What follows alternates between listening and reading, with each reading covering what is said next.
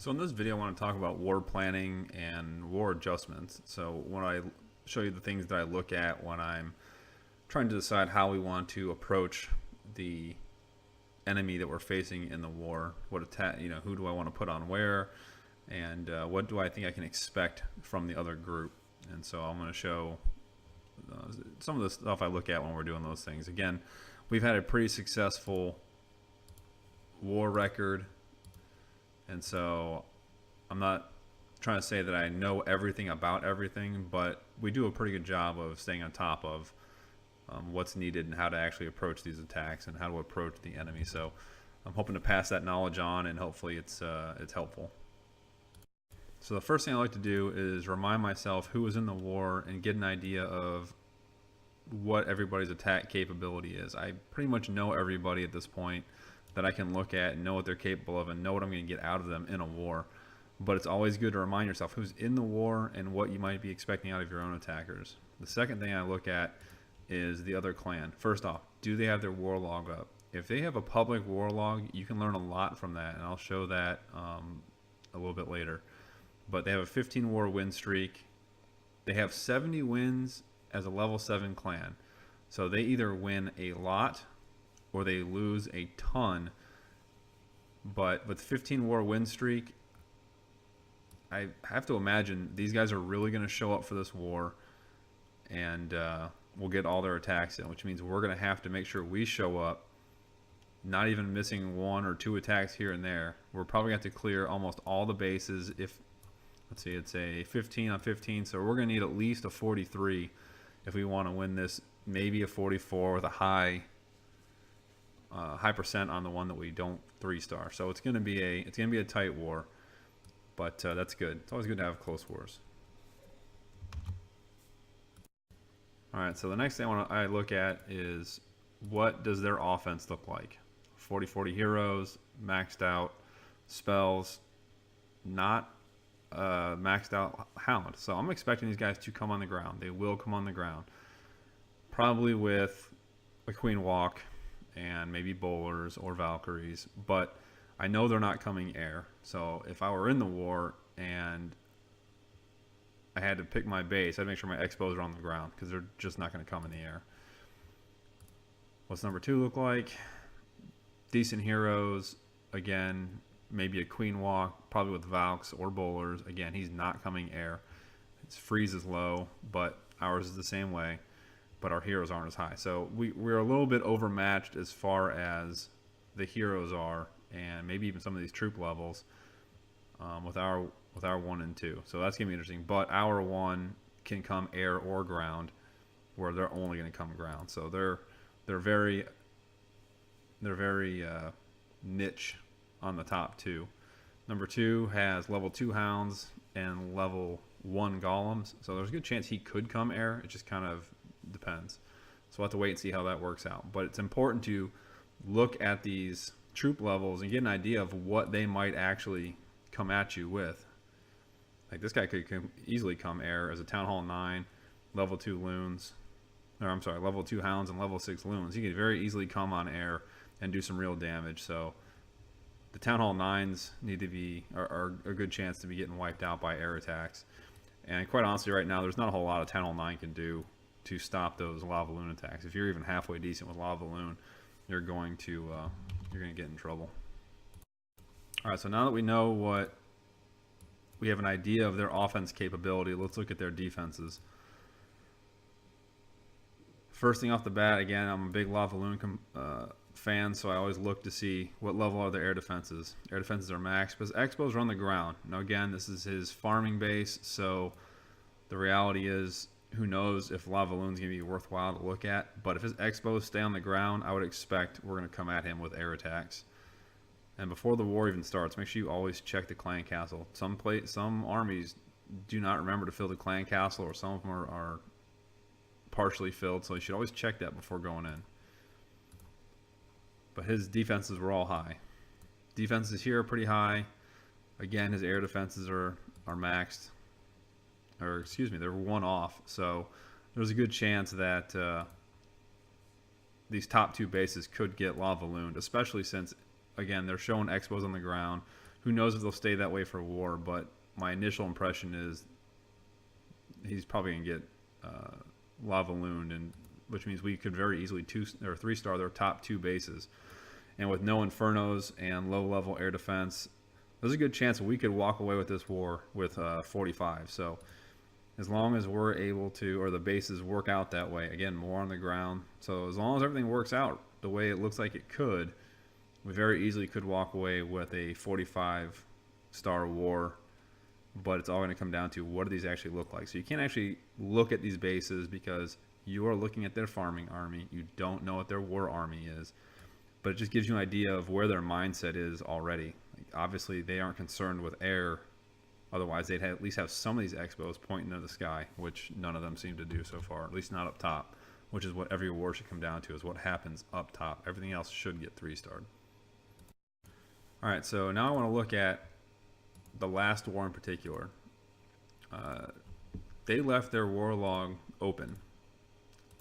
Again, I do not suggest anybody do this. This is a huge mistake. Because I can look at your war log and I can tell right from the start, you left 5 stars here. You left 9 stars here. 16, 5. So right off the start, I know that we do not have to come out with a completely perfect war. Yeah, we still got 44 stars, but we probably could have won this with, obviously we could have won it with a lot lower. But just because of how the war log looks, not very few of these are they pushing the max amount of stars they could have gotten. And so we knew right off the top that we weren't going to have a very stressful war, quite honestly. And then we had some adjustments we had to make later in the war. And, you know, I mentioned that in the mail because it helps take some of the pressure, I think, off of the players. And so here it is right here where I mentioned the war log. We had a couple guys that didn't even show who got booted right after. But everybody else went in there, did their job. And just like we saw from the war log, they showed up and didn't really perform like a really good war clan. So we walked away with a good war and an easy win on that one. And again, based on what we're seeing from the current war, you know, they don't have their war log up, so the only thing I have to go on is their win streak and how some of their players up top look. Like I said, from what I can tell in my experience, we probably are going to need a strong 43, a strong 44, or even a 45 to pull that out. So we'll see how this one works out, and I'll post that and just show how it worked out and the adjustment we called later. But I can tell from this that it should be a competitive war. So we've reached the midpoint in the war, not for time, but for the amount of tax taken. And just like I had predicted, based on their troop strength and their win streak, everything was pretty comparable, and they have been showing up as I thought. We're about equal. We've each cleared from 7 down. We've each taken a few shots in the top with varying success for both sides. So we'll have to keep an eye on this and see how that keeps going and see what the resolution is for that.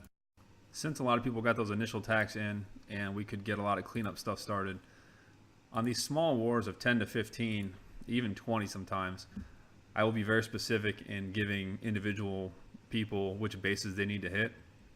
Once you start getting 25 higher, it gets a little more complicated. There's a lot more bases to coordinate, and unless you're really on it all the time, it becomes really hard to keep everybody going on their own. So depending on how well you know the group, every war is different. And every war group is different. You may want to allow them to pick their own bases, or use an app or a site like Warcaller for you guys to coordinate who's going to be hitting what and when, so that people already know which bases people are planning to hit. Everyone's different, so it's all about your personal preference and what works best for your group. Right now, like I said, we do mostly small wars, and so we end up doing a lot more where a leader, typically myself, is taking on the role of seeing how the war progresses and then just assigning bases based on what the war map looks like. Does it work every time? No, not every time, but that's what works for us. And so we keep doing that, and you just need to make sure that whatever it is you do, you do planning based on what works best for your group. And as the leader, you should know exactly what's going to work for your group. So yeah, we'll come back, we'll check back in, and I'll come back closer to the end of the war, and you guys can see what the outcome was, and maybe I'll replay some more of the attacks up top and some of the different varying attacks that were successful down here, just so that you guys see what kind of troop composition we're using, and spell usages and stuff like that. I'm a big fan of the jump spell when it comes to Town Hall 9s and above. Not a big fan of Quake. I think poison is too valuable when using on the clan castle troops. But to each of their own, and we'll see how this all works out, and we'll see you guys closer to the end. All right, so here we are. War has ended, and as expected, it was close. We won by 1. They actually had us by percentage, but they just couldn't get it done on those couple bases there. We actually had a few dropped ones on our own. We actually left a 9 on the board, which is not typical for us, and so we left the door open, but we still pulled it off. Again, they got in the attacks I essentially expect them to get in.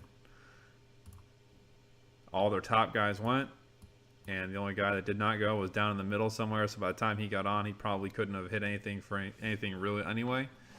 But a good scout will always tell you what you can expect from the other team. And like I said, they had a 15 war win streak and a lot of high players, so it was very, very expected that they were going to bring everybody, and they did, and we both did our best, but luckily we pulled it out in the end.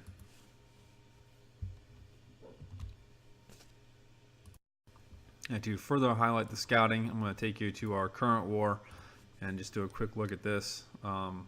Right now, a lot of our guys have already gone, so the score looks really lopsided, but that does not mean in any way, shape, or form that we're going to win this thing. We need to pull it out. I'll replay Bear's attack here in a little bit, but he did pull off the 3-star on their number 1, so we have a pretty good shot now at getting 45 war stars for a perfect war, and I think we're going to need it, because if you look at the war log, these guys show up. High percentages, almost max stars each time. Sometimes they leave as many as 5 on the board, so we have a good chance to pull this off almost with the score we have now, plus, you know, a star here or there. But we want the 45. We're going for the 45. But that is how you should be looking at when you're doing a scouting. It's more than just look at the base and see how difficult it is. Look at the opponent. Look at their war log, especially if they make it open. Take a look. See what to expect from them. Look at the opponent's offense. How strong do you think they're going to come?